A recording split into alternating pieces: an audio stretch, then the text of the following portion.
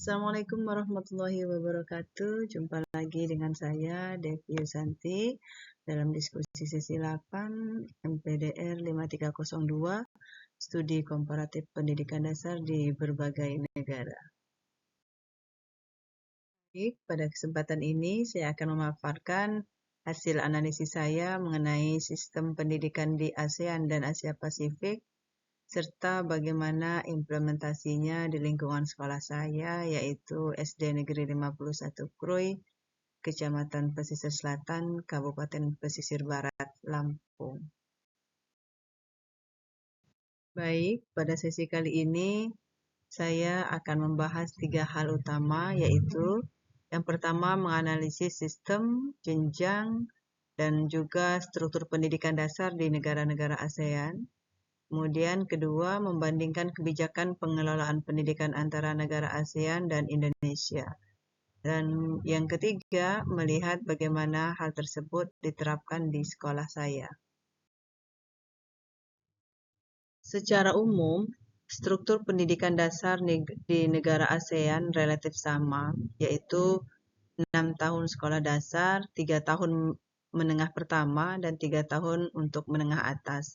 Semua negara juga menerapkan wajib belajar dan menjamin pemerataan pada akses pendidikan. Fokus utamanya adalah pemerataan mutu serta penguatan karakter peserta didik.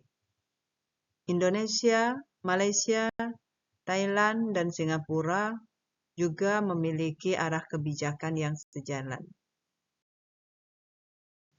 Di SD Negeri 51 Krui khususnya, kami juga sudah menerapkan kurikulum merdeka yang menumbuhkan 8 dimensi profil lulusan. Pembelajaran juga disesuaikan dengan konteks lingkungan pesisir agar menjadi lebih bermakna atau kontekstual. Program dari bantuan operasional sekolah dan partisipasi masyarakat juga turut membantu peningkatan akses dan kualitas pendidikan. Sekolah juga menerapkan prinsip manajemen berbasis sekolah yang melibatkan guru, siswa, dan juga masyarakat secara aktif. Selanjutnya, kita akan membahas poin-poin penting dari artikel karya Nurholis tahun 2016 yang berjudul Pendidikan Dasar dan Era Pasar Bebas ASEAN.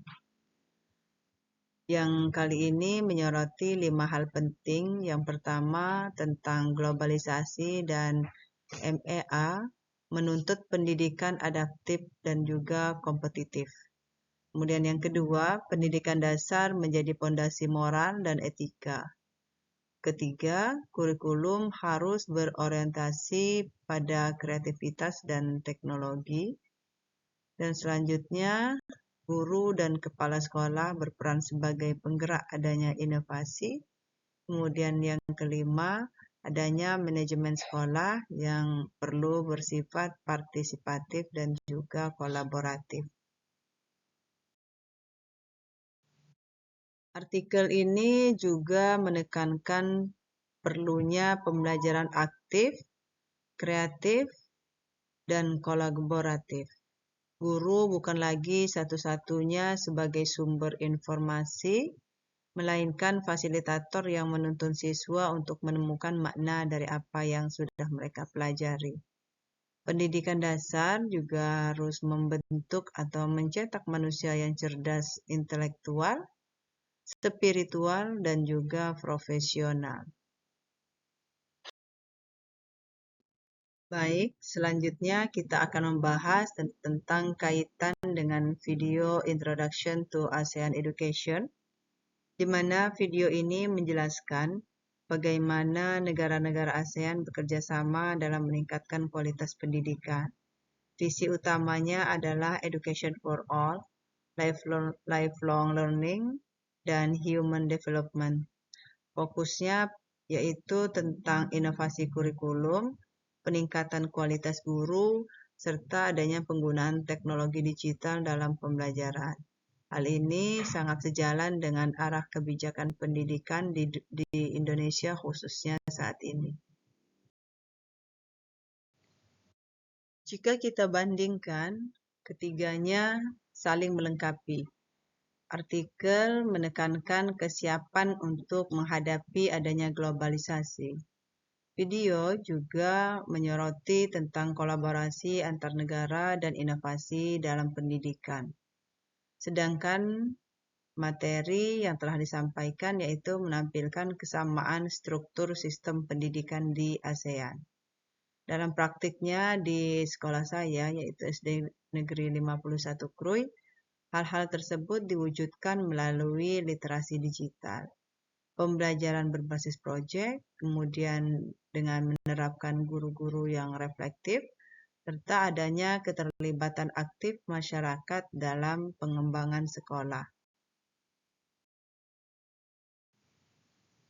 Pendidikan dasar menjadi pondasi dalam membentuk karakter dan kecakapan global peserta didik. Sekolah harus responsif terhadap adanya perubahan global tanpa meninggalkan nilai-nilai Pancasila. Adanya kolaborasi guru, siswa, dan juga masyarakat menjadi kunci keberhasilannya. Dengan memanfaatkan potensi lokal seperti budaya pesisir, sekolah juga dapat menjadikan contoh pendidikan kontekstual di era ASEAN.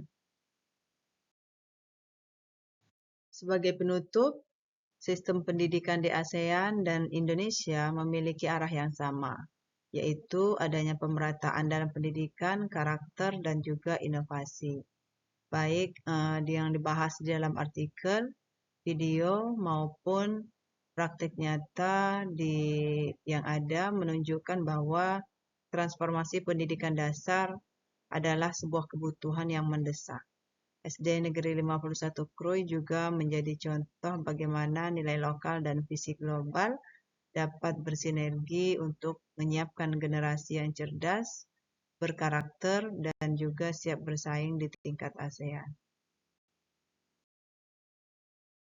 Baik, terima kasih atas perhatian Bapak Ibu semua. Mohon maaf apabila ada kesalahan. Assalamualaikum warahmatullahi wabarakatuh.